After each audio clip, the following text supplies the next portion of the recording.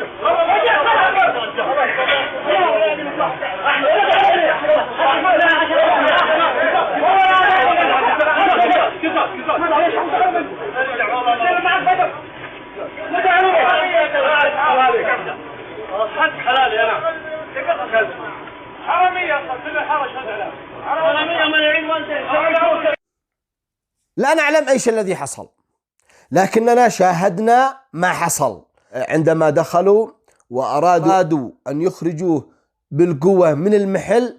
اشتبكوا طبعا، ومن حق اليمني ان يدافع عن نفسه ايا كان وفي اي دولة كان. يعني مش اذا قدوا مغترب عندك خلاص انت بتخرجه وبتهينه وبتضاربه. يا اخي عيب، عيب، استحوا على انفسكم. هذول ضيوف عندكم اليمنيين، ضيوف بعدين جاي يشتغل.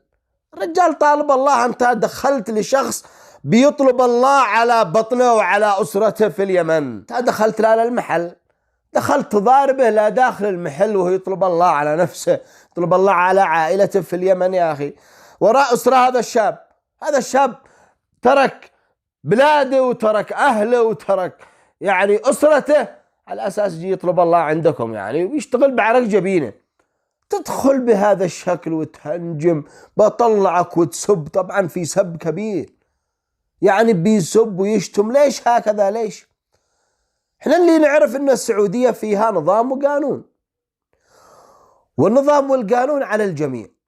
اذا حصل من هذا شيء، بدل ما تدخل تخرجه بالقوة وتستعرض عضلاتك اللي ماش موجودة اصلا وتقوي نفسك على اليمني وتشي تخرجه بالقوة، يا أخي معك الأمن، معك الشرطة، معك يعني طبيعي جدا.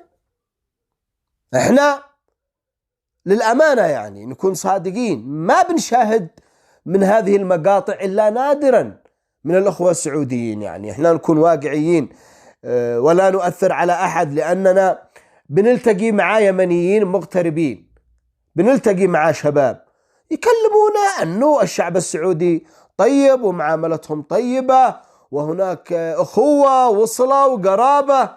أنا نزلت مقطع قبل أسبوع يمكن للسعودي الذي اختار يمني لتكريمه، واليمني اختار سعودية لتكريمه في برنامج شكرا مليون، ومدحنا العلاقة اليمنية السعودية الأخوية اللي بتصدر داخل السعودية. فلما يجي مثل هذا المقطع هو لا يعبر إلا عن شخصيتهم، لا يمثل الشعب السعودي. أنا أكون معاكم صريح، لأننا نعرف الكثير من الأخوة السعوديين الطيبين المحترمين المخلقين الذي بيتعاملوا مع اليمنيين باحترام، وذا بحاجة أو شيء في أمن يفصل بينهما، لأنه هكذا تحسسون أنه ما فيش أمن في السعودية، إن الواحد يعني بياخذ حقه بيده ولا يعني بيعتدي. لأول مرة صراحة نشاهد مثل هذا المقاطع، من المقاطع النادرة اللي نشاهدها في السعودية في الاعتداء على اليمنيين، لأننا لا ما بنشاهد إلا الترابط الأخوي، العلاقات الطيبة.